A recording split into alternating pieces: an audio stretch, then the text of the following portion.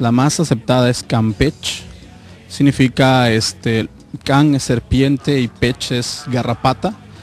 Pero ¿usted cree que realmente podían adoptar lo que era el mensaje de la Madre del Cielo, de María de Guadalupe, por ejemplo? Entonces por eso se quedó como una costumbre campechana que las mujeres no iban al mercado. Hasta a mi abuela le tocó esa costumbre que no iban al mercado.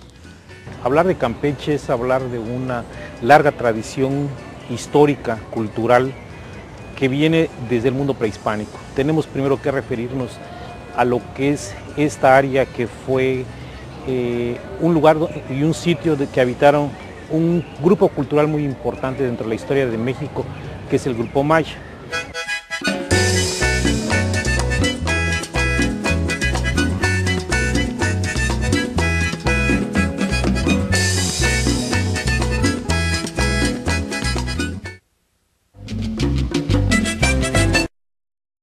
Tenemos en estos conventos se hicieron los primeros diccionarios maya-español.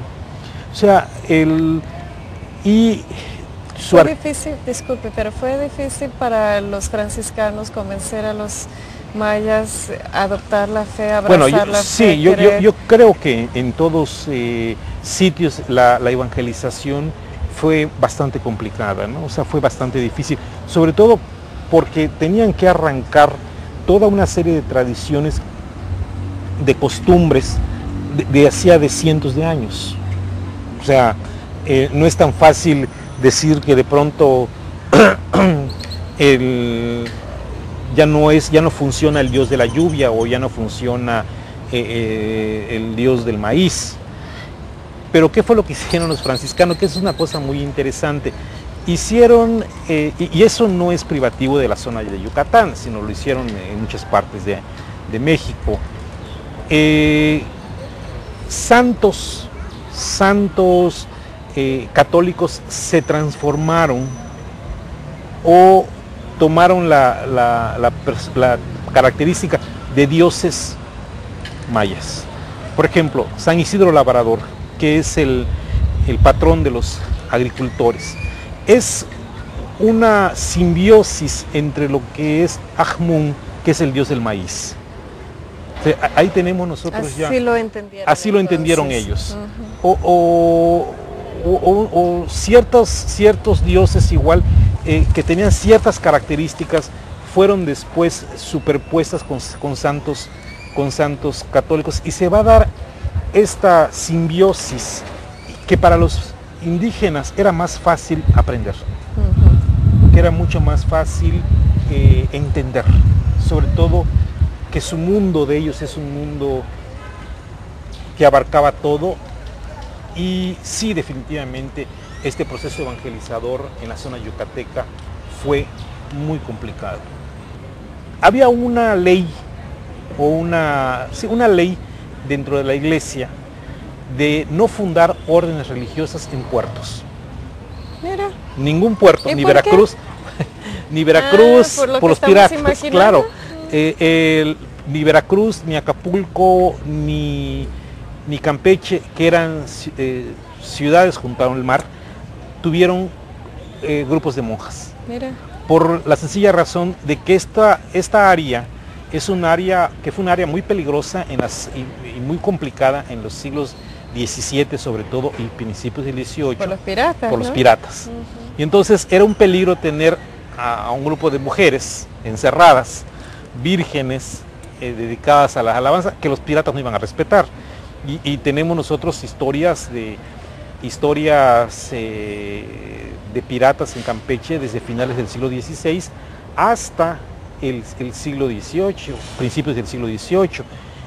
Ataques constantes de piratas extranjeros que habían venido y que este fenómeno de la piratería es un fenómeno muy interesante. Surge por una razón. La piratería siempre ha habido, siempre ha existido la piratería, pero se consolida, adquiere una mayor fuerza a lo largo del siglo XVI y después de que los países extranjeros como Inglaterra, como Francia, no van a estar de acuerdo con la división del mundo. Hay que recordar que en 1492, después del descubrimiento americano, al año siguiente los reyes católicos se dirigen al Papa Alejandro VI y le piden que legalice esta conquista. Hay dos países muy importantes que están en este proceso de conquista y de evangelización y de descubrimientos, que es Portugal y el otro es España.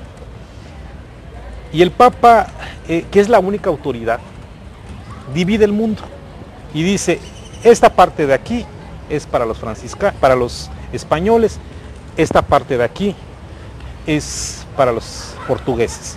¿Cuál papa era? Alejandro VI. Y esta división, esta primera división, que es el Tratado de Tordesillas, no gusta, ni incluso no gusta tampoco a los mismos portugueses.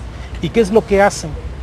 Esta línea que había dado el Papa de división, conocida en la historia como la línea alejandrina, la corren un poquito más. Y esta es la razón por la cual Portugal se encarga de la evangelización de Brasil. Por eso Brasil es el único país que habla portugués, porque precisamente quedó dentro de la línea que el Papa había dividido. No sabía eso, qué interesante. Entonces, y el resto va a ser para México, para los españoles. Por eso es que América, el único país que no hablaba español era Brasil, porque debido a esa división del mundo, quedó dentro de las propiedades, vamos a llamarle así, de portuguesas. Qué interesante. Y el resto habla español porque quedó dentro de el mando o bajo del gobierno español. Muy interesante. Entonces, pero además, esta división no gustó a países como Francia, por ejemplo. El rey Francisco I, cuando conoce esta división del mundo, dice, bueno, pues que me enseñen a mí el testamento de Adán, donde diga que Adán dijo que esto es para los españoles y esto es para los portugueses. Y este es el inicio de la piratería. Además, hay que recordar también que en el siglo XVI la Iglesia entra en un conflicto que va a ser la Reforma Protestante. Y países como Francia, países como Inglaterra, como Holanda, van a entrar a un proceso de guerra civil por las doctrinas de Lutero, por las doctrinas de Zwinglio y por las doctrinas de Enrique VIII. Y todo esto, ¿qué va a suceder? De que van a dejar de respetar a la única autoridad, que es el Papa. ¿Qué hace Campeche diferente para las personas que nunca han visitado? ¿Qué es el atractivo que puede atraer a nuestra audiencia de María Visión a Campeche? Bueno, yo creo que primero es la ciudad, ¿no? O sea, estamos hablando de una ciudad, pues creo que bonita, una ciudad tranquila, es una ciudad con un ritmo de vida no tan agitado como las grandes ciudades, como puede ser la capital o Guadalajara o Monterrey o Mérida. Y yo creo que la gente, su historia, tanto su historia prehispánica como su historia colonial, está presente en nuestra ciudad. Yo creo que eso es un atractivo importante para mucha gente, ¿no? Y la gente que viene, y creo que en general la gente en Campeche es bastante amable. Es verdad. Quizás no tenemos el estrés de otras ciudades que los convierten en agresivos. Entonces creo que todo eso se conjuga para pasarse unos días muy agradables en la ciudad. Yo creo que también el corazón muy abierto a recibir a los que vienen de afuera. Yo personalmente te puedo decir de mi experiencia que llegando al aeropuerto, pocos lugares en el mundo me han recibido como los campechanos, que vienen todos y también te llevan al aeropuerto, te despiden, abrazos, besos. Es un pueblo maravilloso, de lo cual invitamos a toda nuestra audiencia a venir a conocer. Quédate con nosotros estos días en Campeche, México.